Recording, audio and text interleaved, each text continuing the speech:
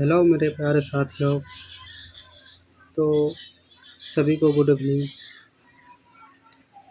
आज हम हिंदी का क्लास करेंगे। ठीक, हिंदी का क्लास लेंगे। सीटीपी का तो ले लिए क्लास, अब हिंदी का क्लास लेंगे। हिंदी पेडालॉजी प्लस और कंटेंट जो होता है, तो बेसिक फोकस पेडालॉजी पे करना है, क्योंकि पेडालॉजी 75 मार्क्स का पूछा जाता है, 75 क्वेश्चन और 75 कंटेंट। पेडालॉजी का पकड़ बना लो, सीटेट आसानी से निकल जाएगा। तो हिंदी का क्लास आज करेंगे। इसमें से पेडालॉजी प्लस कंटेंट सब मिला हुआ है। आप इस क्लास को ध्यान से देखिएगा। अगर ये सीरीज़ आप फॉलो कर लेते हैं तो आपका गारंटी है कि आपका सीटेट निकल जाएगा। इस बार 6 सितंबर को जो एग्ज़ाम होने वाला है उसके लिए तैयारी कर रहे हैं। ठीक, तो ठीक है, देखते हैं भाषा क्या है। सबसे पहले हिंदी में भाषा क्या है, आप इस पर चर्चा करें कि भाषा क्या है। भाषा, व्हाट इज लैंग्वेज। भाषा क्या है। भाषा एक माध्यम है। क्या है? भाषा एक माध्यम है जिसके द्वारा मनुष्य अपने मन के विचारों, भावनाओं या कल्पनाओं का आदान प्रदान करता है। ठीक, देखिए भाषा क्या है। भाषा एक माध्यम है, सबसे पहला पॉइंट ये याद रखना है, जिसके मनुष्य अपने मन के विचारों, भावनाओं, कल्पनाओं का आदान प्रदान करता है, भाषा कहलाता है। ठीक, भाषा एक तरह का मतलब अपने मन के विचारों को व्यक्त करना। अपने मन में जो चीज़ चल रहा है उसको दूसरे के सामने प्रकट करना। किस तरह से प्रकट करेंगे, तो भाषा के माध्यम से ही कर सकते हैं प्रकट। अपने कल्पनाओं को, अपने अपने क्या ड्रीम देखा है उसको कैसे दूसरे के सामने व्यक्त कर सकते हो, तो भाषा के माध्यम से कर सकते हो। आपका विचार कैसा है उसको कैसे व्यक्त कर सकते हो, तो भाषा के माध्यम से। भाषा बहुत ही इंपॉर्टेंट है। ठीक, भाषा एक माध्यम है, किसके माध्यम से कर सकते हो, तो भाषा एक प्रकार का क्या हो गया, माध्यम हो गया। ठीक, समझ लें। अगला बात, भाषा एक माध्यम या साधन है। उसी के बात को दोबारा लिखें कि भाषा एक माध्यम यानी कि किसी काम को करने के लिए, अपने मन के विचारों को प्रकट करने के लिए किस चीज़ की ज़रूरत पड़ रही है, भाषा की। किस चीज़ की, भाषा की। तो भाषा क्या हो गया, भाषा एक माध्यम हो गया। क्या हो गया, माध्यम। इसी को हम माध्यम या फिर क्या कह के साधन भी कह सकते हैं। ठीक, माध्यम या साधन है, जिसके द्वारा मनुष्य बोल कर, लिख कर या सांकेतिक रूप से मन, देखिए यहाँ पर क्या लिखा है, जिसके द्वारा मनुष्य बोल कर, लिख कर या सांकेतिक रूप से अपने मन के विचारों या भावनाओं का आदान प्रदान करता है।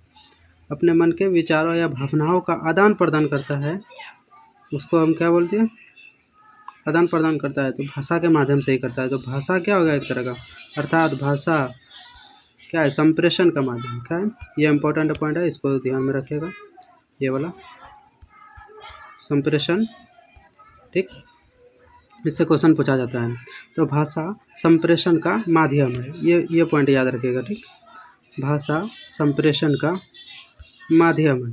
किसका माध्यम, संप्रेषण का माध्यम है। संप्रेषण मतलब कि बातचीत, एक दूसरे से आप कैसे बातचीत करते हैं, कैसे, मतलब संप्रेषण के बारे में हम नीचे देखते हैं। ठीक,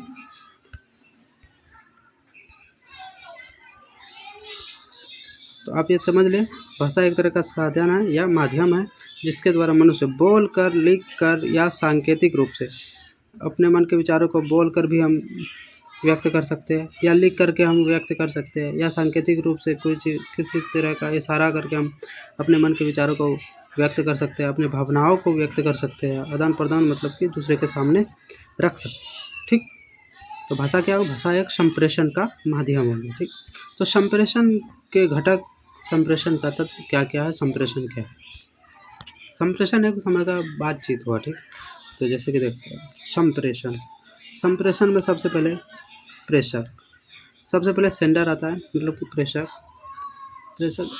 जो मैसेज करता है, जो मैसेज मतलब देगा वो, मतलब कि जैसे मैं मैसेज किसी को करूँगा, मैं मैसेज किसी को देना चाहता हूँ, तो मैं हो गया प्रेषक, मैं एक संदेश दूंगा, ठीक, प्रेषक।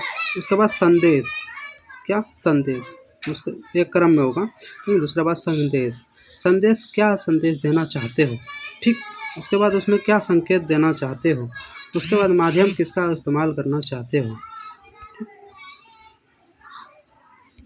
उसके बाद प्राप्तकर्ता रिसीवर, जो आपका संदेश प्राप्त करेगा उसको प्राप्तकर्ता, उस पर अगर कोई प्रतिक्रिया दे दिया, नहीं उस पर अगर उसको अगर समझ लिया, उसके संकेतों को समझ लिया, तो वो हो गया डिकोडिंग, कूटीकरण जिसे कहते हैं, ठीक।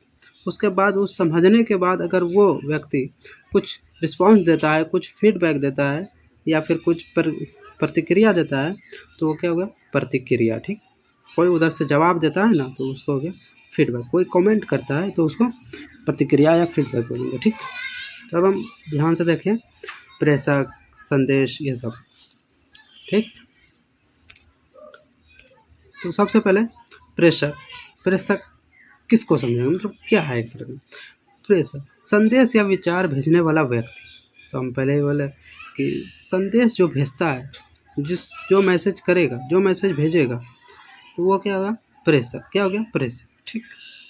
उसके बाद संदेश, संदेश वह विचार या संदेश, वह विचार, संदेश या सूचना जिससे भेजना, जो आपके मन में विचार है, जो संदेश है, जो चीज़ आपको भेजना है, वो हो गया संदेश, ठीक। कौन सा संदेश, क्या भेजना है, वही होगा संदेश, ठीक। उसके बाद देखते हैं संकेत, संकेतन या संकेत, ठीक। विचारों को शब्दों, प्रतीकों या संकेतों में ढालने या बदलने की प्रक्रिया को संकेतन कहते हैं। अपने विचारों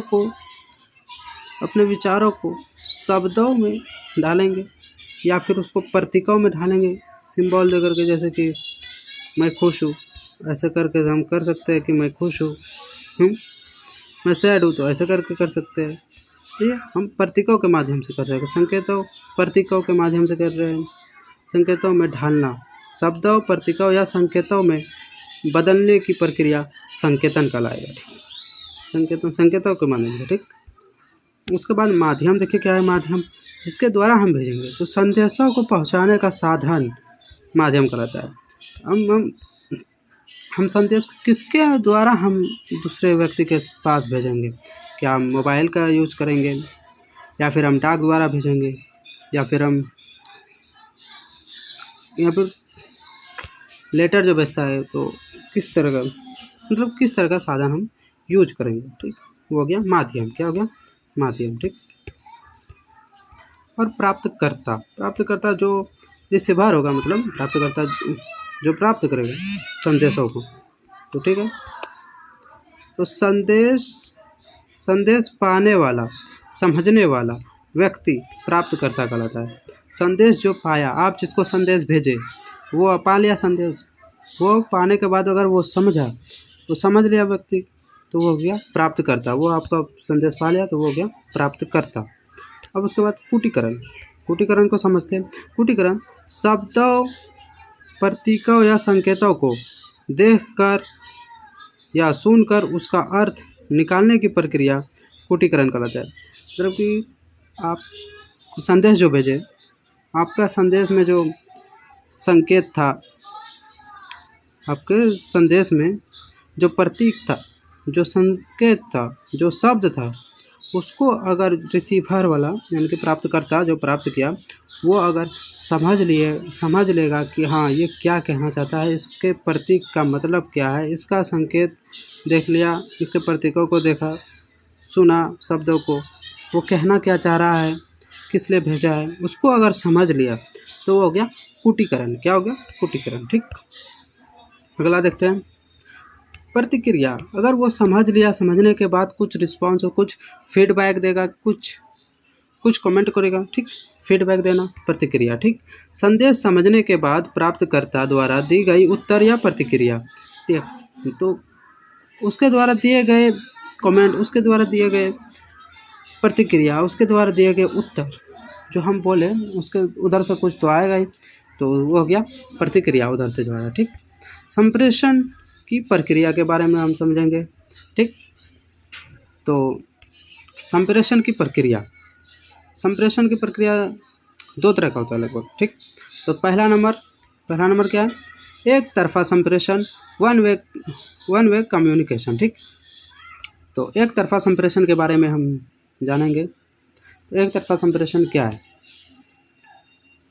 एक तरफा संप्रेषण में सिर्फ वक्ता यानी कि जो बोलता है, ठीक, बोलने वाला, देखिए ब्रैकेट में लिखे हैं बोलने वाला, वक्ता बोलने वाला को क्या बोलेंगे? वक्ता।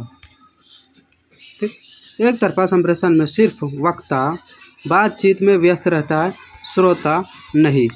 इसका मतलब क्या समझे? एक तरफा संप्रेषण में वक्ता यानी कि बोलने वाला ही सिर्फ बोलता रहता है, सुनने वाला नहीं बोलता है। मतलब समझ ले, एक तरफा संप्रेषण में सिर्फ वक्ता, बोलने वाला, जैसे टीवी, मोबाइल, टेलीविज़न, रेडियो, ये सब सिर्फ बोलता है। हम सब क्या करते हैं? सुनते हैं। उस हम तो बोलते नहीं है, नहीं। तो श्रोता सिर्फ सुनता है, वो श्रोता सुनने वाला नहीं। ठीक, सुनने वाला बातचीत नहीं करता है, बातचीत व्यस्त रहता है। कौन बातचीत में व्यस्त रहता है? कौन? वक्ता जो है वही सिर्फ व्यस्त रहता है। जैसे आप मोबाइल देखिएगा, उसमें सिर्फ देखिए फिल्म या फिर कुछ और, तो वो खुद ब खुद अपने आप में बोलेगा, आपका कुछ रिस्पॉन्स जाएगा बाद में, तो वो हो गया वक्ता। आप समझ लिए। इसका एग्जांपल देखिए, टेलीविज़न, रेडियो, टीवी इत्यादि। तो टेलीविज़न, रेडियो, टीवी ये सब क्या हो गया? एक तरफा संप्रेषण। क्या हो गया? एक तरफा संप्रेषण। बोलने वाला बातचीत में व्यस्त रहता है, बोलने वाला हमेशा बातचीत में व्यस्त रह रहा है, कोई भी बात बोल रहा है तो व्यस्त रह रहा है, तो क्या हुआ? ये एक तरफा संप्रेषण। और हम भी अगर जो अभी पढ़ा रहे हैं तो ये क्या हुआ? ये हम जो कर रहे हैं ये हुआ एक तरफा संप्रेषण। क्या हो गया? एक तरफा संप्रेषण। अगर हम क्लासरूम में पढ़ाते हैं, बच्चा रहता है मौजूद, तो वो क्या हो जाता? दो तरफा संप्रेषण। क्या हो जाता? दो तरफा, क्योंकि उधर से भी पूछता, हम भी बताते हो, तो होगा दो तरफा। बाकी हम अभी जो कर रहे हैं ये क्या हो रहा है?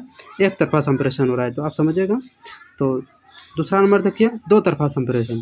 तो दो तरफा संप्रेषण के बारे में देखते हैं। ठीक, टू वे कम्युनिकेशन। ठीक, दो तरफा संप्रेषण में वक्ता और श्रोता दोनों व्यस्त रहता है। तो आप समझिएगा, वक्ता भी व्यस्त रहता है और श्रोता भी व्यस्त रहता है। ठीक, वक्ता यानी कि तो क्या हम बोलते हैं? वक्ता यानी कि बोलने वाला और श्रोता यानी कि सुनने वाला, दोनों एक दूसरे में व्यस्त रहता है। ठीक, हाँ, तो यह हुआ दो तरफा संप्रेषण। जैसे कि ग्रुप में वक्ता भी बोलता है और श्रोता भी बोलता है, एक दूसरे से बातचीत करना, ग्रुप में बातचीत करना, वो होगा दो तरफा संप्रेषण। ठीक, जैसे हम एग्जांपल में देखते हैं, टेलीफोन, अगर हम कॉल पे किसी से बात करते हैं, वो दो तरफा संप्रेषण हुआ, उधर से भी बोलता है, इधर से भी बोलता है, सुनने वाला भी बोलता है और वक्ता भी बोलता है। ठीक, तो हो गया दो तरफा संप्रेषण। वार्तालाप, किसी से मिलना जुलना, वो क्या हो जाए? दो तरफा संप्रेषण। सामाजिक बातचीत क्या हो गया? दो तरफा संप्रेषण। तो क्लासरूम में भी क्या हो जाता है? दो तरफा संप्रेषण। ठीक, तो दो तरफा संप्रेषण में वक्ता और श्रोता दोनों व्यस्त रहता है, यानी कि दोनों बातचीत करता है। और एक तरफा संप्रेषण में सिर्फ देखिए, एक तरफा संप्रेषण में सिर्फ वक्ता बोलने वाला व्यस्त रहता है, जबकि श्रोता नहीं। ठीक, आप समझ लिए होंगे वक्ता श्रोता। संप्रेषण के तरीके या शैली, तरीके क्या क्या है संप्रेषण बातचीत करने के? ठीक, तो आप देखिएगा, संप्रेषण मुख्यतः चार प्रकार से किया जाता है। संप्रेषण बातचीत जो होता है वो मुख्यतः चार प्रकार से किया जाता है। पहला नंबर हम क्या पहला देखिए, मौखिक संप्रेषण। ठीक, मौखिक संप्रेषण का वह तरीका है जिसमें किसी संदेश को दूसरे व्यक्ति तक बोलकर पहुंचाया जाता है।